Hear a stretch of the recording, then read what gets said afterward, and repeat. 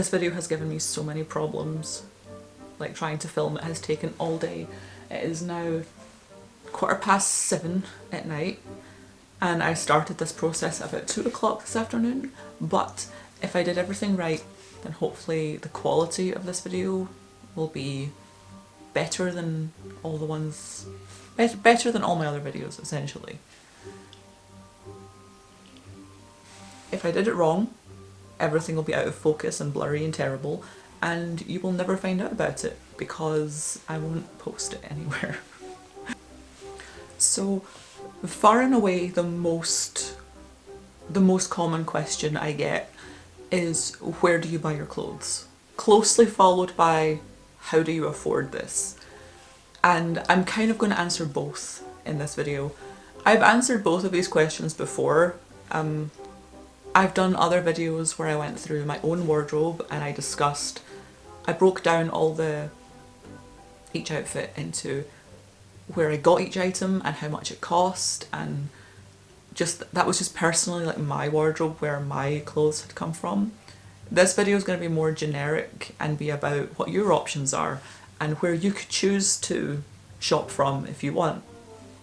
You see, it's slightly different. It's different enough. I forgot to bring a drink through with me. I usually have a mug or something to do with my hands, but I forgot today, so kind of at a loose end.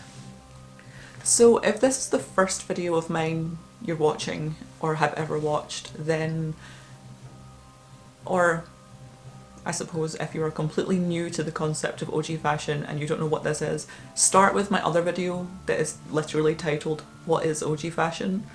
and you can get a sort of run through of what this actually is that I'm talking about, because that would be a good place to start. But if you already kind of know what you're looking for, you know what you're about, and you just want to know where to buy it, let's carry on. Like everybody else in the planet, I shop on the internet. So the answer is, you buy it on the internet. Okay, bye. Was that rude? Was that too cheeky? I don't know. If you Google Ouji fashion, the first page of results has in it some blog posts and some other websites that tell you what it is, and there's also several shops that appear on that first page of links. So Google it. Bye! Okay, I'll do it properly. I'm sorry. So Ouji fashion is kind of a sub-style of Lolita fashion. I went over that kind of in my other video called "What is Ouji fashion?" So if you're completely new, really start there. I'm not going to go over all of that again right now. But truth be told, I most often get this question from other Lolitas and people who are already in Lolita fashion, which is kind of a head scratcher to me, because you buy Ouji fashion in all the same places that you buy Lolita fashion. So if you're already in this fashion, you are already shopping in the right places.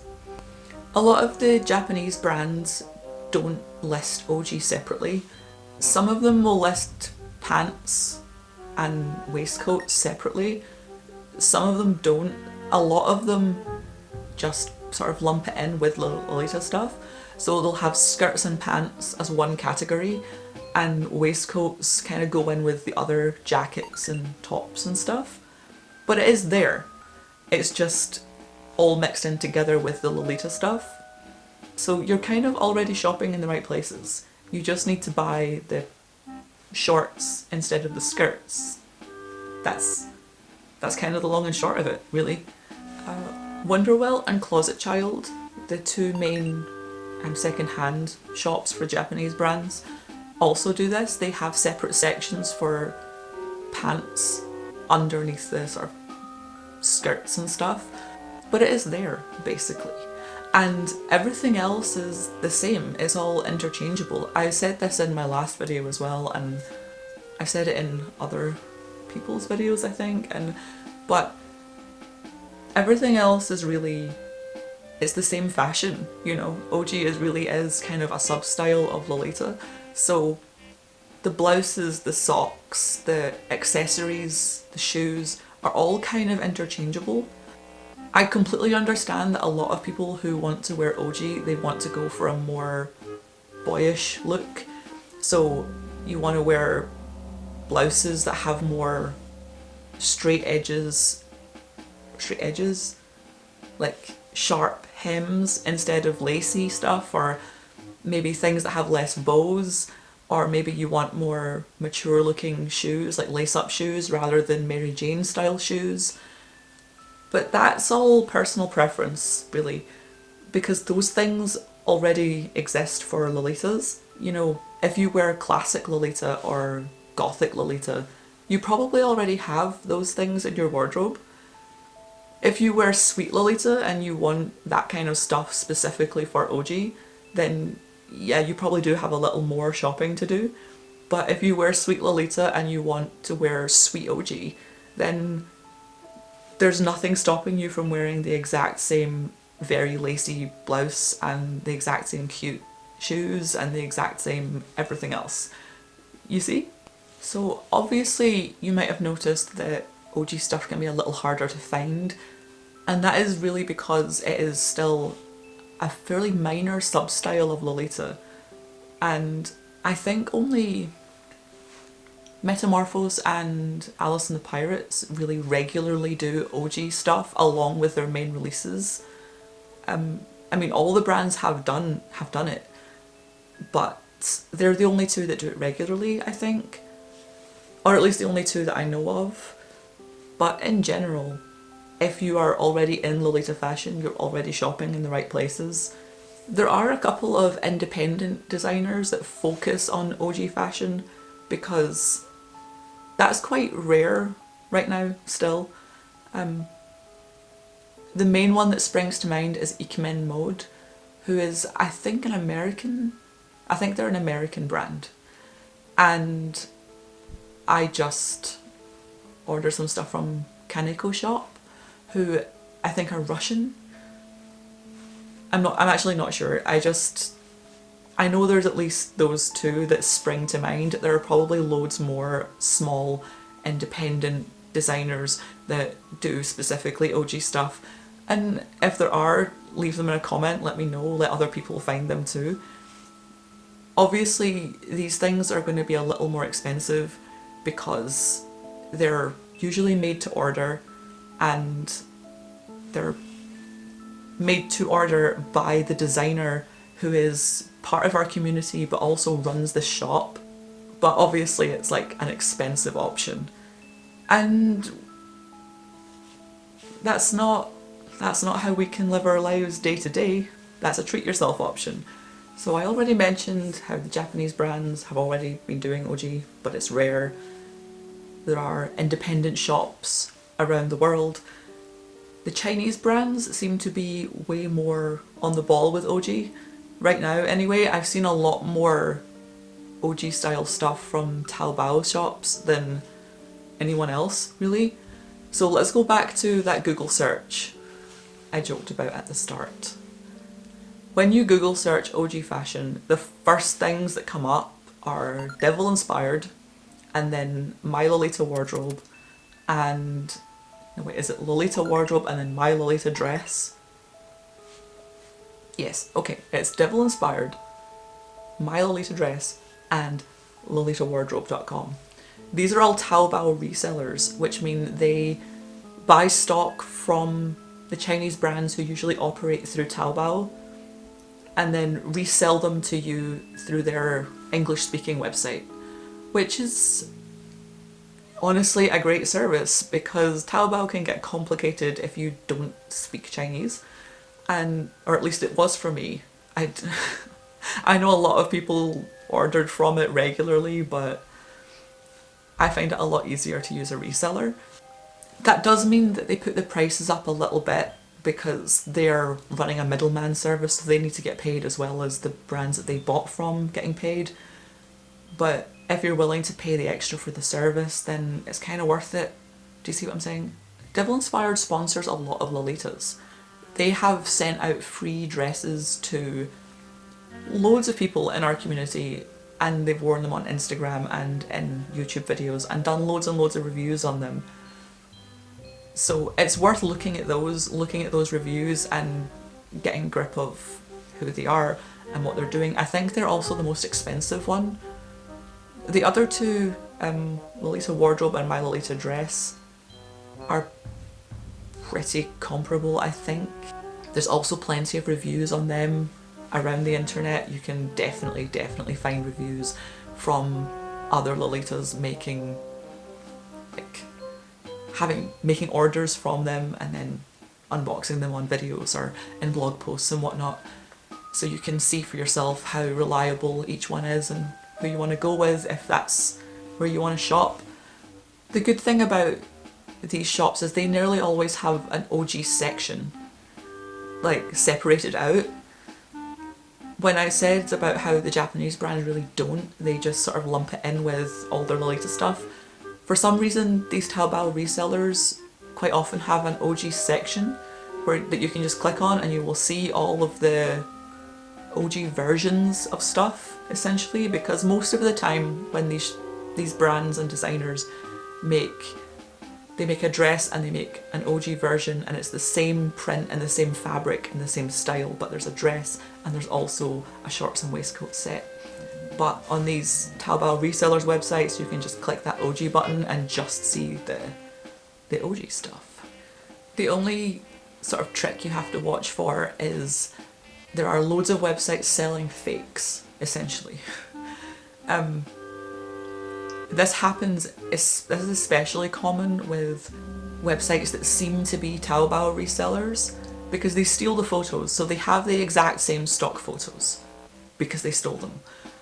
And they're actually selling you like a really cheap, like not even a Halloween costume quality version of a dress that is maybe the same colour as the one in the stock photo. And you kind of just need to get to grips with how to spot a website that is obviously selling fakes. I will tell you right now that Wish only sells crap quality knockoffs. That's all I'll say about that. And if you see like a sponsored ad on Facebook where like the name of the shop on Facebook is completely different from the name of the URL, and it's completely different from like the name on the actual page, those are all sock puppets. They're all selling fakes. I know they have it listed saying, oh, it was 80 quid and now we've taken it down to 40. The thing they're selling probably costs like $2 on AliExpress, right? Like, we've all experienced this, right? It's the exact same principle with the shops that are selling fake Lolita and OG items. They steal the photos, they advertise them heavily, and then you get complete rubbish for your money, and it's just not worth it because it's just throwing money down the well, really. You learn how to spot these just by interacting with the community, really. The three that I mentioned are the ones that I know to be genuine resellers. Whenever a new one pops up, you can be pretty sure that someone in the community has checked them out. It's always worth looking for reviews of the service. Essentially just joining the community at large to get to grips of who sells what where, because otherwise you're going to end up, you know, buying a massively overpriced knockoff off of a booth at Comic-Con or something. Is that too on the nose? Am I allowed to say that? Because those are everywhere and they charge like an insane amount of money for... Anyway. A lot of shops that sell fakes also steal photos from the Japanese brands as well. Those are way easier to recognise within our community, I think, because they always have like specific styles that we get very used to, or they have like their watermark on them, whereas a lot of the Taobao brands are coming out with new stuff so often, and there's new shops appearing so often. It's quite often like a new shop will appear and nobody's really sure if they're fake or not. You know what I mean? Anyway, I'm just saying, do some research on it. Never buy from Wish. And obviously independent designers who are like making their things to order will have their own official shop and they will promote their own stuff through their own Instagram pages. And their photos get stolen as well, and if you see something that is like usually made to order but it's now magically on Wish for $10, it isn't. It really isn't. And it's not worth buying it, and I will go into like that in a bit later, like why it's not worth buying the very cheap stuff. Because, I mean, essentially it's because it's gonna fall apart, and this is a fashion that's to last and not just... We'll go into that in a minute. So basically, for researching these things, it's worth your time following people who are already part of the community, who are already wearing the stuff that you want to wear. Follow them on Instagram and see what shops they tag in their posts. If you're on Facebook, follow groups like Lolita Updates, and I think there's Taobao Updates as well, I'm not sure. But there's plenty of places to find actual information from within our community about who's selling what legitimately. Okay, now, I'm going to make some wild assumptions here, but if you have looked at the options I just gave you, assuming you're brand new to this fashion, you've never done this before, obviously if you're already in Lolita, then you won't be surprised by the price of stuff, but if you're brand new to it, I'm going to assume that you looked up some of the Japanese brands I talked about, and you looked up some of the independent designers I talked about. Maybe you even went to Devil Inspired or something, and you thought, oh my god, this is so expensive, I can never afford it, I can never have this, you must be rich. Take a step back, breathe. Obviously, I'm not. Well, I mean, I've had to block people before for constantly banging on about how rich I must be, and I just... It's not cool. Anyway, I have already mentioned two of the main second-hand shops, Wonderwell and Closet Child. They sell second-hand Japanese clothing. They're based in Japan, and they take in... People sell their Japanese brand name clothing to them, and they sell them on to others and so on. And it's a much cheaper option than buying things new. It's still a little more expensive than buying like current fast fashion. Obviously, everything is going to be, but it's a cheaper way of getting the clothes that we wear and like. They also often have a much bigger selection because they sell older things too, whereas the Japanese brand stores, they really only have in stock their current releases. So whatever they're currently working on right now is what they've got in stock. Whereas places like Wonderwell and Closet Child are secondhand. So there's stuff from last year, there's stuff from 10 years ago, there's just way more options on there. Obviously it is a little hit and miss what's there because it's all secondhand, so they don't have a regular stock, but that's just going to take patience and time. And we'll come back to that point later. Because now we're getting into independent sales. This is how most of us buy Lolita and Ouji fashion. You know, there's sales groups all over Facebook where you just list the thing that you have and how much money you want for it. There isn't some like a shop or a higher power involved, it's literally just a one-on-one sale. This is how most Lolita and Ouji is bought and sold, or at least it is for me. I can count on one hand the amount of times I've bought something new. All my clothes are second or third hand. So there's loads of Facebook groups for this, there's loads of sales communities. There's also Lace Market, which is an independent auction site, which just kind of, it works basically like eBay, except it's specifically for Lolita and Ouji fashion. They actually have a section that's Ouji specific. I think it's Ouji and Aristocrat specific, but they do have that.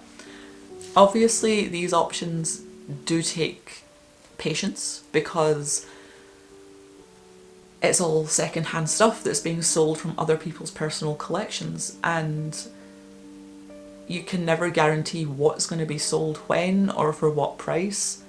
You just have to kind of stick with it and wait, essentially, and just keep watching and keep waiting and know what you're looking for. I'm going to come back to that as well later. There is also some Japanese auction sites. These can be tricky because obviously they're all in Japanese, and a lot of sellers won't sell outside of Japan, so you have to use a bidding service to like place the bids for you, and then some places are like a bidding service and also a shipping service. I think there's various websites you can use. There are some that are bidding services, some that are shipping, and it can get very complicated very quickly. But Japanese auctions really are a goldmine of, you know, genuine Lolita and Ouji clothing for very cheap, and rare stuff as well, because it's stuff that's not made anymore or stuff that was popular and sold out at the time and now people are moving on. But that is a complicated option. I might do a whole other video in the future on, you know, how to use the Japanese auction websites. I'm sure there are other videos out there on how to do it, but this video is for beginners, and that feels like it's more of a step up. I've been following this fashion for most of my life now, honestly. That's quite scary. Yeah, that's quite scary. But yeah, I've been wearing this for a long time, and I still get a little confused by the different like middleman services you use for Japanese auctions, so we'll go into that a whole other time. Right now, auction wise, focus on Lace Market. The Lace Market is entirely in English, and there's loads and loads of Facebook groups in English and in loads of other languages too, I'm sure. Obviously, if you're more comfortable in another language or you want to find a Facebook, a sales group that's closer to you, there will be one. I'm sure of it. You just need to search for them and find those groups and join them and wait for the things you want to come up. So I understand that it's still more expensive than like current fast fashion. I really, really do. Especially now, like even 10 years ago, I remember people being like horrified that like this alternative fashion was so much more expensive than like mainstream clothing. And over the past 10 years, things have like, the divide has become even more prominent. Like there's loads of websites now selling mainstream clothes that are just like £5 for an entire dress, and it's shipped to you in a little vacuum sealed bag because it was put together in a hurry. And the quality of mainstream clothes has been going down and down and down and down and down. So has the conditions for workers, but we're not going into that in this video. I understand that it's expensive, but what you need to understand is that the designers that make clothes for this fashion, we're not buying stuff that's to be worn to like one party and then thrown away. You know, we don't, or at least I don't. I guess maybe there are some people out there who buy an entire new outfit for every meetup and then get rid of it afterwards. But even the people that do that are selling it on afterwards. They're not just binning it, you know. So the clothing is still intended to last someone a long time. And, you know, in the long term, if you spend a little more on something that's going to last, you save a lot of money, which is why it is expensive to not have enough money to do that. But if your other option is like, I've seen knockoff Lolita dresses at comic conventions being sold for like £90 a piece, and that is so much money, and people go and buy them because they assume that that's the cheapest option, because it must be, because it's not from the designer, it's not brand. There's no reason to spend that amount of money on a knockoff that is going to rip after you wear it one time. So I understand that it is still more expensive than buying just current mainstream fashion, and it's quite a lot of money to lay out for something that you don't know if you're going to like it, because the key aspect is you have to know that you are going to like it enough to want to wear it for a long time. Like if you can't afford to keep buying new stuff. So what is your absolute cheapest option? The absolute cheapest option for OG fashion is always going to be eBay and charity shops or thrift stores or op shops. I think I've heard some Australians call it an op shop. But a charity shop, right? Obviously the big problem with the eBay and charity shop method is that you can't just go into the shop one time or log on to eBay one time, find a top to toe outfit, and that's it, you're done. It's gonna take time and patience. You have to be willing to go to the same shop, not every day, not even every week, but maybe every month. And if you go every month for a year, you will probably find several things that you really like for a very good price that you can absolutely afford. But you have to be willing to put in that time. It's the same principle with eBay. I mean, with eBay you might actually be worth looking on it every single day, although nobody really has the time for that. So even just every so often, go on there, search for what you want. I could honestly make a whole other video on how to search eBay for Lolita and OG fashion stuff, because obviously if you type in the word Lolita or the word OG, you're going to end up with nonsense. You want to be searching for vintage style or Victorian or just vintage, I guess.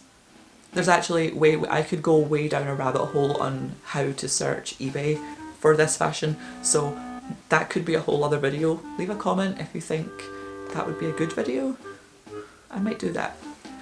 But again, the problem there is knowing what you want and being willing to put the time in, because although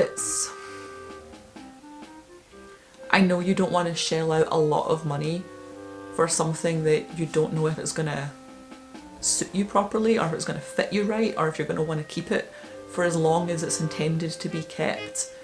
So you want a cheaper option. The cheaper options all involve time and patience, and that involves wanting to stick with something for long enough to build up a wardrobe cheaply. So you kind of really need to know what you want either way. But yeah, there isn't really a way around that, I don't think, unless you buy, you know, mainstream clothing that kind of looks the part and try it on to see how you feel about it before you commit to a full-on commit to something more expensive. Does that make sense? You know, there's really nothing wrong with buying a cheaper version of an outfit, we can go into this. We'll go into that. Yes. Yes, we'll go into that because the next hurdle is going to be that eBay and your local charity shops are mainly going to be full of mainstream clothing, but from last year. You know? So just whatever was popular a little while ago is what's going to be all over eBay and in all of your charity shops or thrift stores. That is kind of why it takes patience, because it will take patience for something alternative to come up. Secondhand, it will take patience for something genuinely vintage to come up in a charity shop. But you can also kind of get away with wearing mainstream clothes as OG pieces. Don't tell the fashion police on me for giving you this tip, but I do it all the time. It's really just about knowing how to style it, which again could probably be a whole other video. I actually have genuinely laid out a plan for a video like that. But I know I have mentioned before in other videos I've done about my wardrobe about how every single spring and summer frilly chiffon blouses come into fashion, like mainstream fashion, and then every single winter, you know, long coats or velvet pieces, and some, quite often waistcoats will come into fashion as like a Victoriana revival thing. That happened most winters. And then you can find that kind of stuff in mainstream clothing stores, and you can definitely find that kind of stuff in mainstream secondhand shops, and you can find it absolutely dirt cheap. You just then need to know how to style it to look the part, which is the trick, because I know that's the trap nearly all newbies fall into. I know I did it. I know literally everyone has done it.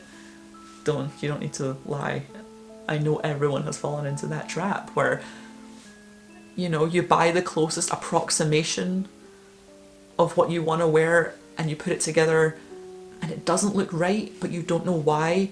And it's complicated, but it can definitely be done. You can learn how to do it. I mean, I'm probably wearing the same H&M leggings in more than half of my outfit pictures. I also just get a kind of sick sense of joy every time I get a comment saying something like, "Oh, you always look so made up.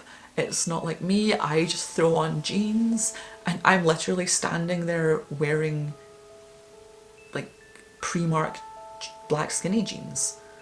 They just haven't clocked that it's cheap skinny jeans, because the rest of the outfit has been put together to kind of, well, because I'm not wearing a t-shirt with it, essentially. But that's a topic for another video, like how to style mainstream clothes as Lolita or OG, or I guess just as alternative fashion in general. There would be a whole other video that I probably will make. I'm just really afraid of it coming across snarky and mean, because I don't want to be like rude, but I also don't want to be all fake sugary sweet. I want to tell you honestly what I think, and yeah, it's a whole thing. It's a whole thing. What else needs covered?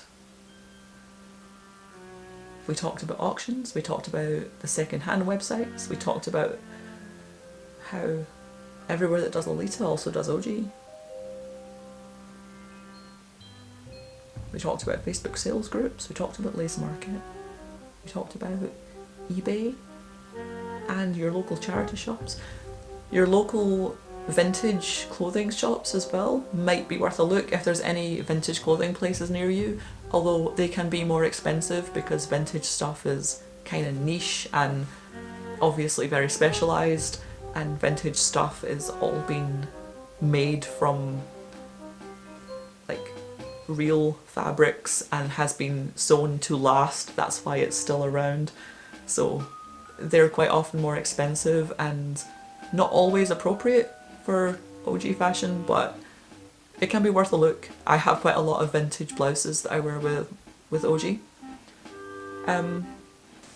Vintage can be really worth your time because, like I just said, it was made to last. Because people in the past would have, like, you know, their one coat that they wore all the time, or, you know, 2 or 3 dresses that they wore all the time.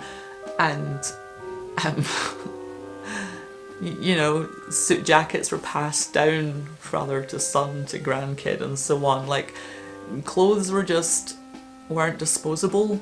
That's a very recent thing, which I've touched on quite a lot in this video now.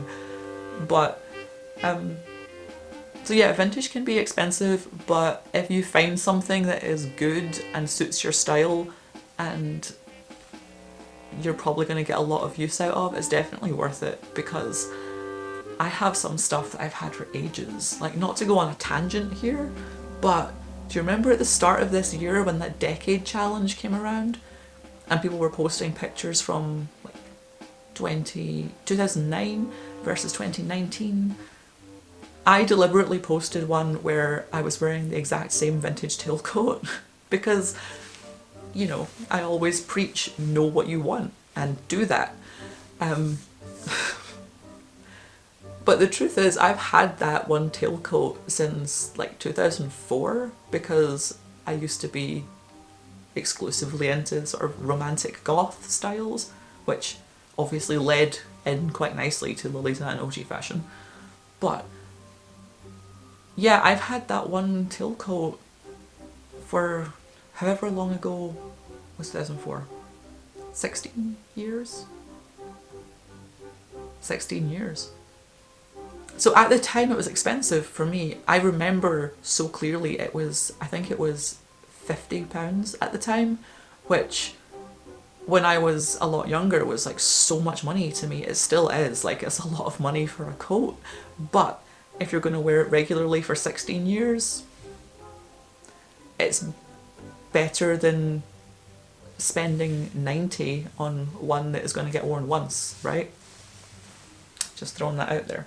You know, on that same note, actually, this blouse I'm wearing today is one of the, genuinely actually, the first proper Lolita piece that I ever bought, because I bought it from Metamorpho's website in 2007, I think. Yeah.